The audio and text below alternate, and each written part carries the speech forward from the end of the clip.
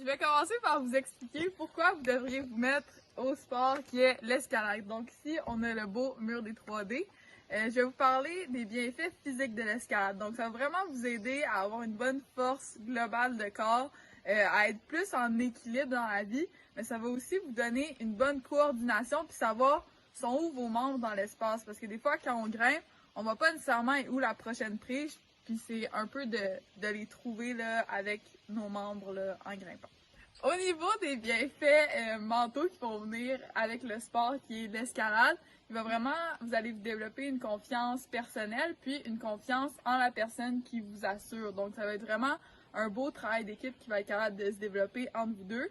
Puis au niveau du bloc où il n'y a pas d'assurage, ben, ça va être vraiment une confiance en vous. Il va y avoir aussi un vraiment beau sentiment d'accomplissement de soi et de détermination qui va venir avec l'escalade, c'est-à-dire que la plupart du temps, vous allez travailler très très fort sur un problème ou un petit bout de la voie, mais quand vous allez réussir ce petit problème-là, même si c'est pas la voie au complet, vous allez être super fiers de vous parce que vous allez vraiment travailler acharnement sur ce bout-là pour le réussir. Donc c'est pour ça que je crois que vous devriez vous mettre à l'escalade. Il y a différents types d'escalade, soit le bloc, la voie intérieure, la voie extérieure, l'escalade traditionnelle ou communément appelée le trad, l'escalade sportive ou aussi appelée le lead, l'escalade de glace et l'escalade urbaine. Moi, personnellement, je préfère la voie extérieure que je viens de découvrir tout récemment, puisque ça demande beaucoup plus d'endurance, puis vous avez vraiment un plus grand sentiment de liberté puis d'adrénaline constamment en montant, vu que c'est des hauteurs, vu que c'est à l'extérieur, qu'il y a plus d'intempéries et tout. Maintenant, je vais parler de mon type d'escalade préféré. Je vais vous parler de la différence entre la voie intérieure et extérieure. Donc, à l'intérieur, de manière générale, tu as besoin de moins d'équipement, puisque le centre va t'en fournir une certaine partie, comme les cordes, des fois ils fournissent des harnais et tout. Donc, c'est moins d'engagement pour vous à long terme, c'est moins d'investissement. Aussi, à l'intérieur, vous allez être à l'abri des intempéries, puis la voie va déjà être dessinée d'avance, puisque c'est des prises d'une certaine couleur qu'il faut suivre. Donc, il y a un petit peu moins de lecture de problèmes.